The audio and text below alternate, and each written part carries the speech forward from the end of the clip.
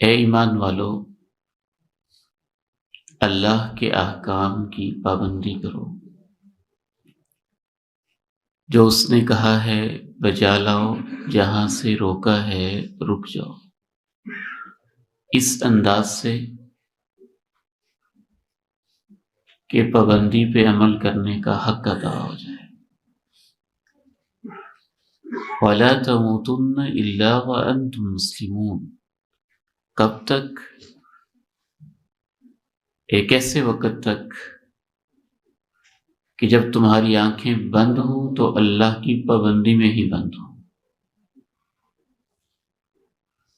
رسول اللہ صلی اللہ علیہ وسلم تشریف فرما تھے اور آپ کے پاس ایک شخص آیا اور اس نے بڑا ہی منفرد سوال کیا، من اکیس الناس ومن احزم الناس۔ اے پیارے نبی صلی اللہ علیہ وسلم، تمام بنی نوع انسان میں سے سب سے زیادہ دانا، سمجھدار، زیرک کون ہوتا ہے؟ بعض لوگ سمجھدار ہوتے ہیں لیکن ذمہ دار نہیں ہوتے، بات کو سمجھتے ہیں لیکن اس کے مطابق کرتے نہیں۔ اس لیے اس نے اگلا کویسچن یہ بھی کیا کہ سب سے زیادہ ذمہ دار کون ہے، ڈیوٹیفل کون ہے؟ سمجھدار بھی ہو اور ذمہ دار بھی ہو، کسے کہتے ہیں؟ ہماری روزمرہ کی روٹین میں سمجھداری کا مطلب یہ ہوتا ہے کہ انسان اپنے فائدے کو سمجھتا ہو اور اپنے نقصان کو سمجھتا ہو۔ میں آپ سے ایک سوال کرنا چاہوں گا اور اپنے آپ سے سب سے پہلے پوچھنا چاہوں گا، اگر ایک شخص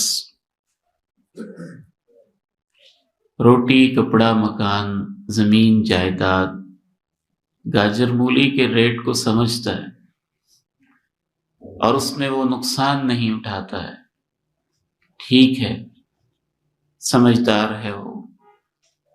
لیکن اگر ایک شخص ان معمولی چیزوں کو تو بہت اچھی طرح سمجھتا ہے اور خود اپنی پوری زندگی کی قیمت کو نہیں سمجھتا اور اسے ہی داؤ پہ لگا دیتا ہے، تو اس سے بڑا بیوقوف کون ہے؟ اس لیے رسول اللہ صلی اللہ علیہ وسلم نے اس کا وہی جواب دیا جو ایک پیغمبر کی زبان سے ہی صادر ہونا ممکن تھا۔ کوئی اور فلسفی یا کوئی اور ذہین یا کوئی اور معلم اس کا جواب پوری طرح سے نہیں دے سکتا تھا۔ آپ علیہ الصلاۃ والسلام نے ارشاد فرمایا، میری امت کا سب سے سمجھدار انسان وہ ہے اکثرہم ذکرا للموت، جو سب سے زیادہ اپنی موت کو یاد رکھتا ہے، اور سب سے زیادہ ذمہ دار وہ ہے اکثرہم استعدادا لذالک، اس کا ہر قدم اور اس کا ہر سٹیپ موت کو سامنے رکھ کے ہوتا ہے کہ میں نے اللہ کے سامنے زندگی کا جواب بھی دینا ہے۔ پھر آپ علیہ الصلاۃ والسلام نے ارشاد فرمایا، اولئک الاکیاس، اے پوچھنے والے، میں یہ نہیں تمہیں بتا رہا کہ یہ سمجھدار ہیں۔ فرمایا نہیں، میں یہ نہیں کہتا کہ یہ سمجھدار ہیں، میں کہتا ہوں یہی سمجھدار ہیں۔ اولئک الاکیاس، بس یہی سمجھدار ہیں۔ ذہبوا بشرف الدنیا وکرامت الآخرہ، دنیا کی عزت بھی ان کے نصیبے میں آئے گی اور آخرت کے پروٹوکول اور کرامتیں بھی اللہ انہی کو نصیب فرمائے۔